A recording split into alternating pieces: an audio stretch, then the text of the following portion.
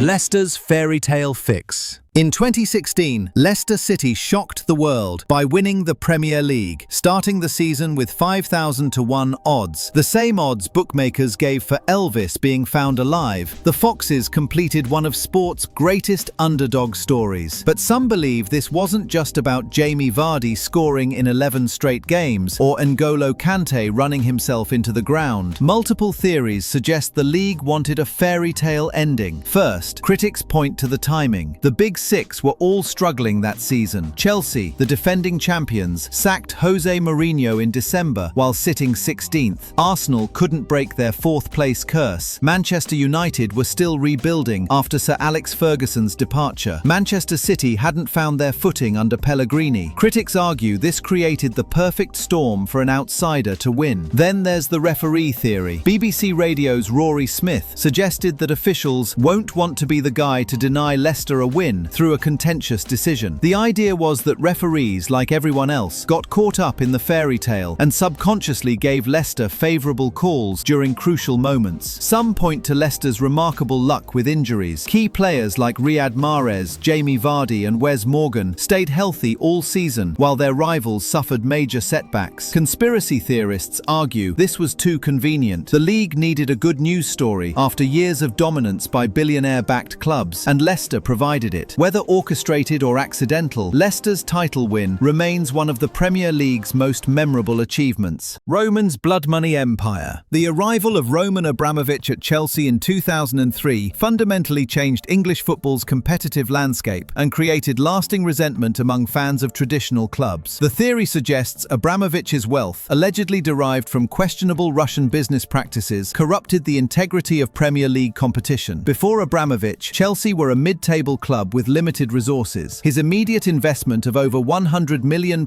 in transfer fees shocked the football world and enabled Chelsea to compete with established giants like Manchester United and Arsenal. Critics argue this financial doping undermined sporting merit and created an unsustainable arms race. Chelsea were even mocked as a plastic club, with rivals claiming their sudden success attracted fans with no historical connection to the club or its working-class roots. The source of Abramovich's wealth became controversial after investigations revealed his role in Russia's loans for shares privatization program during the 1990s. Western governments alleged he acquired state assets at below-market prices through political connections, though Abramovich consistently denied wrongdoing. His relationship with Vladimir Putin, while denied by both parties, became a source of ongoing scrutiny. Leaked documents revealed complex offshore structures used to fund Chelsea and other football investments. The Bureau of Investigative Journalism uncovered evidence that Abramovich secretly bankrolled Dutch club Vitesse Arnhem while owning Chelsea, potentially violating UEFA regulations about multi-club ownership. When sanctions forced Abramovich to sell Chelsea in 2022, the £2.5 billion sale price reflected the value his investment had created. Many will argue this success was built on questionable foundations that permanently altered English football's financial ecosystem. The precedent set by Abramovich's model encouraged similar investments by Manchester City's Sheikh Mansour and Newcastle's Saudi-backed consortium, further escalating costs and creating barriers for traditionally run clubs. Legal cheating loopholes. Manchester City and Chelsea have faced scrutiny for allegedly circumventing financial fair play rules through innovative transfer structures and sponsorship deals. The theory suggests these clubs have found legal loopholes that technically comply with FFP while completely undermining its spirit. Chelsea's recent strategy involves offering 8-year contracts to players, spreading transfer costs across a longer period to reduce annual amortization. When they signed Enzo Fernandez for £106.8 million on an 8.5-year deal, they only count £12.5 million against FFP each year. This allows them to spend massive amounts while technically staying within annual limits. This makes a mockery of rules designed to promote financial sustainability. Manchester City faces even more serious allegations. Leaked documents suggest they inflated sponsorship deals with Etihad Airways and other UAE FFP-linked companies to boost revenue artificially. The Empty-Had narrative, where the stadium is nicknamed Empty-Had by rival fans in reference to poor game day attendance and atmosphere, raises questions about how they generate enough revenue to comply with FFP. If they can't sell tickets, how can they afford £100 million signings? Some believe City created a network of shell companies and phantom sponsorships to inject owner funding while appearing to comply with regulations. The 115 charges hanging over City represent the Premier League's attempt to prove systematic rule-breaking, but the complexity of modern football finances makes proving wrongdoing extremely difficult. Meanwhile, other clubs struggle to compete because they actually follow the rules. VAR, the Rich Club Protection System. Many fans believe video assistant referee technology wasn't introduced to improve fairness, but to ensure the Big Six maintain their stranglehold on success. The theory suggests that VAR gives officials more opportunities to find reasons to overturn decisions that favor bigger clubs. Critics point to statistical evidence showing that since VAR's introduction, the traditional top clubs have benefited disproportionately from overturned decisions. Arsenal, Chelsea, Liverpool, Manchester United, Manchester City, and Tottenham consistently receive more favourable VAR interventions than clubs fighting relegation. BBC and Sky Sports have often published VAR tables showing how the Premier League table would look without VAR. These consistently show that the Big Six either stay roughly the same or improve slightly, while mid-lower table clubs see more negative swings. The conspiracy deepens when you consider the timing of VAR's rollout. It arrived just as Leicester City had proven that smaller clubs could challenge the established order. Some argue the Premier League, desperate to protect television revenues and global marketability, needed a system to prevent future Leicester-style upsets. The human element also feeds into this theory. VAR officials are the same referees who make decisions on the pitch. They're not independent. If there's already bias favoring bigger clubs, VAR simply amplifies it by giving officials more chances to correct decisions that don't favor the elite teams. Former referee Mike Dean's admission that he avoided overturning a colleague's mistake to protect his mate from criticism shows how personal relationships influence decisions. Many believe VAR operators follow similar logic, protecting their colleagues while unconsciously favoring the clubs that generate the most revenue and global attention. Referee bias and Fergie time. During Sir Alex Ferguson's tenure, Manchester United seemed to benefit from extended injury time whenever they needed late goals. Fans dubbed this phenomenon Fergie time, suggesting referees added extra minutes specifically to help United secure results. Statistical analysis supports these claims. United scored proportionally more goals after the 90th minute than any other Premier League club during Ferguson's era. This feeds into a broader theory: systematic referee club bias. Statistical analysis reveals patterns suggesting some referees harbour unconscious or conscious prejudices against specific clubs. The most documented case involves Mike Dean's treatment of Arsenal: 24 red cards over his Premier League career, far more than any other referee-club combination. Similarly, Howard Webb faced accusations of favouring Manchester United during their dominant Ferguson period. Former referee Graham Poll admitted feeling intimidated by Ferguson's personality, while Mark Halsey suggested Premier League officials sometimes felt pressure to favour United. But here's the question: do better teams naturally create more pressure situations that generate controversial decisions? Elite clubs like United dominated possession and created more attacking scenarios, inevitably leading to more penalty appeals and 50-50 calls that could swing either way. When 75,000 United fans scream for a penalty, referees feel psychological pressure differently than when 20,000 Burnley fans do the same. Geographic bias compounds this issue. With 61% of Premier League referees coming from Northern England, some argue this creates unconscious favouritism toward northern clubs. The PGMOL's secrecy makes investigating these patterns difficult, but statistical evidence suggests referee bias is real and measurable, even if unintentional. The super agent puppet masters. Jorge Mendes and the late Mino Raiola were accused of wielding disproportionate influence over major clubs through their vast client networks. The theory suggests these agents don't just represent players, they effectively control club recruitment policies and even managerial appointments. Mendes' relationship with Wolverhampton Wanderers provides the clearest example. When Wolves gained promotion to the Premier League, they signed multiple Mendes clients including Rui Patricio, João Moutinho and Diogo Diogo Jota. Mendes seemingly used Wolves as a testing ground for his Portuguese clients before moving them to bigger clubs. The same pattern emerged at Valencia and Atletico Madrid, where Mendes' clients consistently appeared regardless of their actual suitability for the team's style or budget. Raiola's influence was even more blatant. His client list included Paul Pogba, Zlatan Ibrahimovic, and Erling Haaland. When Pogba moved from Juventus to Manchester United for £89 million, Raiola reportedly earned £20 million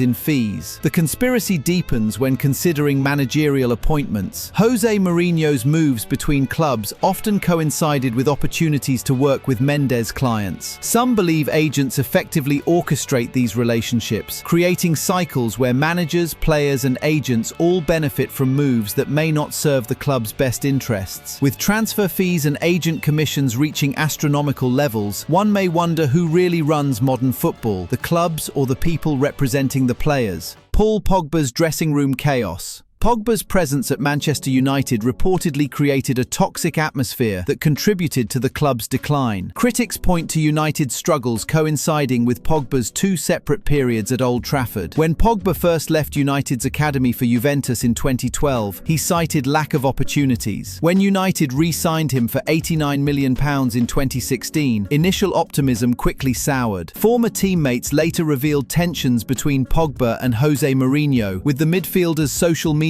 presence and outspoken nature allegedly undermining team unity. During Ole Gunnar Solskjaer's tenure, despite individual brilliance, United consistently failed to mount serious title challenges with Pogba in the team. Former United captain Roy Keane frequently criticised Pogba's commitment and leadership qualities. Pogba's influence extended beyond the pitch and the dressing room. His agent Mino Raiola's constant public statements about United's ambitions allegedly destabilised planning and created uncertainty. When Pogba finally left for Juventus again in 2022, some fans celebrated, believing his departure would restore harmony. The fact that United's performances didn't immediately improve suggests the problems ran deeper than just one player. The Harry Kane trophy curse. Harry Kane's individual brilliance became twisted evidence that Tottenham were cursed never to win trophies while he remained. The theory suggested his presence actually prevented collective success through tactical limitations and psychological pressure. Despite being one of the world's best strikers, Kane never won major silverware at Spurs. This seemed impossible given his goal-scoring record and their team's quality. Critics argued his playing style, while individually brilliant, hurt collective success. His tendency to drop deep left the penalty area empty during crucial moments, while opposing teams learned to neutralize Tottenham's over-reliance on their star striker. The psychological damage may have been worse. Kane's desperation to win with Spurs created crushing pressure during big moments. The curse theory gained frightening credibility when Kane left for Bayern Munich in 2023. Many expected immediate German success, yet Bayern endured their worst season in decades, failing to win the Bundesliga for the first time in 12 years. The curse had seemingly followed him. The spell was finally broken in 2025. Tottenham won the Europa League, their first major trophy since 2008. Kane simultaneously claimed the Bundesliga with Bayern, ending years of speculation about his big game mentality. The De Gea fax machine sabotage.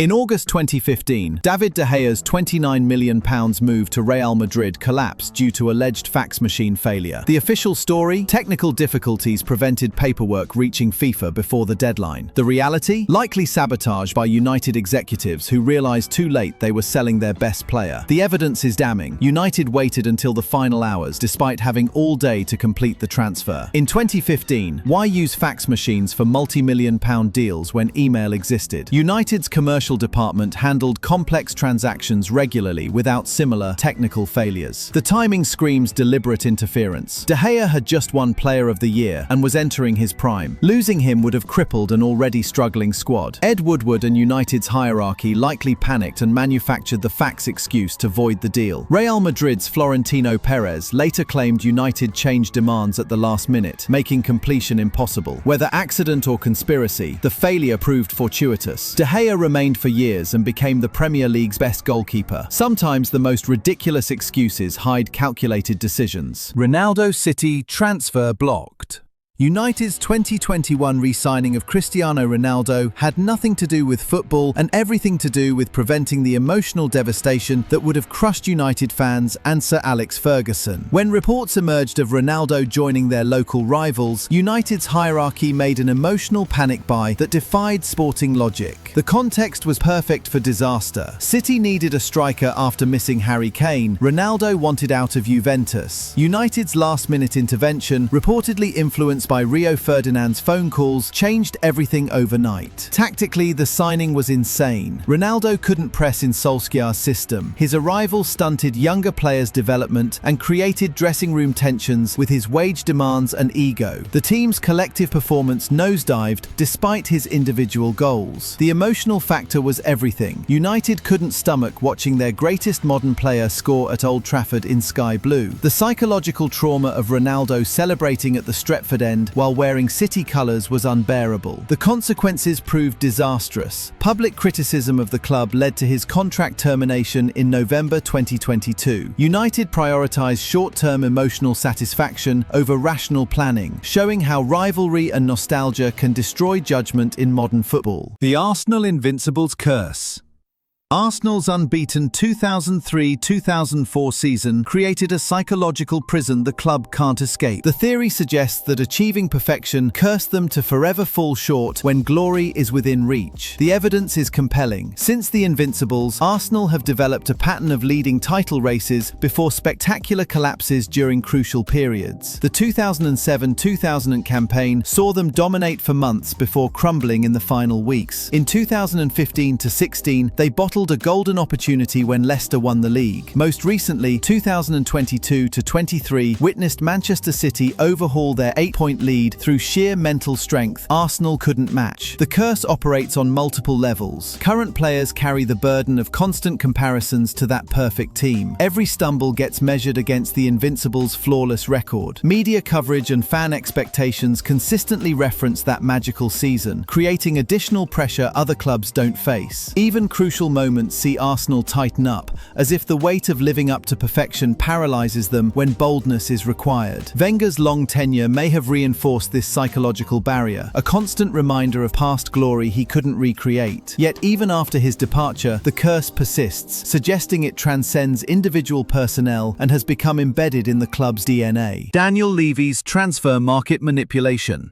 Tottenham chairman Daniel Levy has allegedly perfected a sophisticated transfer strategy that achieves multiple objectives without spending money. The systematic use of fake bids and manufactured interest. By publicly pursuing players that rival clubs want, Levy forces competitors to accelerate negotiations or pay inflated prices while destabilizing their transfer plans. Simultaneously, the fake interest generates excitement among Spurs fans who interpret the links as evidence of genuine ambition. The patterns are telling. Tottenham regularly appear linked with high-profile targets during crucial periods, with stories emerging from reliable club sources rather than media speculation. The timing often coincides suspiciously with rival clubs' actual negotiations for the same players. When Manchester United pursued Bruno Fernandes, reports suddenly surfaced of Tottenham's competing interest. Similar phantom pursuits occurred with Paulo Dybala and Jack Grealish. The club's actual transfer business typically involves last-minute, lower-profile signings that suggest their publicized pursuits of elite players were elaborate theatre. Critics argue it's sophisticated gaslighting. Supporters claim it demonstrates shrewd business acumen in an inflated market. Second season syndrome, the systematic takedown. The theory suggests that newly promoted teams often struggle in their second Premier League season because established clubs deliberately study and neutralize their tactical advantages during the summer break. When teams first reach the Premier League, their unfamiliar playing styles catch opponents off guard.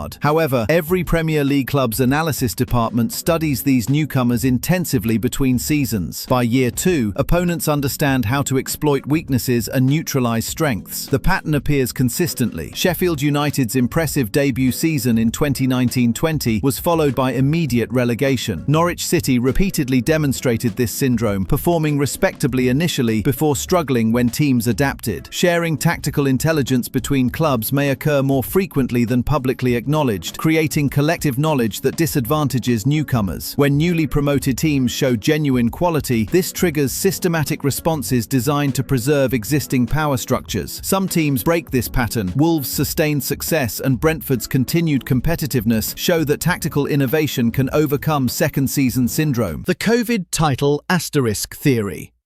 Liverpool's first Premier League title in 30 years came during the disrupted 2019-20 season, leading rival fans to claim their achievement carries an asterisk due to unprecedented circumstances. Claims surfaced that Liverpool benefited from unique conditions that may have prevented other teams from mounting proper challenges. When the Premier League suspended play on March 13, 2020 due to COVID-19, Liverpool held a commanding 22-point lead over Manchester City with 9 games remaining. However, critics argue the 3-month break fundamentally altered the season's dynamics and competitive integrity. The pause allowed injured players to recover fully, potentially changing team strengths and tactical options. Liverpool's main rivals may have planned different transfer strategies or management changes that the suspension prevented. The return to play occurred without spectators, creating completely different psychological conditions. Liverpool's Anfield advantage, built on crowd support and atmosphere, was neutralized during crucial final matches. Some opponents argue they would have performed better in empty stadiums without intimidating home crowds affecting referee decisions. The compressed fixture schedule after restart created unusual physical demands that may have favored Liverpool's squad depth and fitness levels. Their players were already mentally prepared for title success, while challengers faced additional pressure to produce immediate results in unfamiliar circumstances. Manchester City supporters particularly embraced this theory, arguing their team was building momentum before the suspension and may have mounted a stronger challenge under normal conditions. Liverpool supporters dismiss this criticism as jealousy and poor sportsmanship. They argue that their lead was so substantial that no realistic scenario would have prevented their triumph, regardless of external circumstances. Which theory do you think holds the most water? If you enjoyed diving deep into football's biggest mysteries, make sure to hit that subscribe button. Until then, keep questioning everything you see on the pitch, because in football, things aren't always what they seem.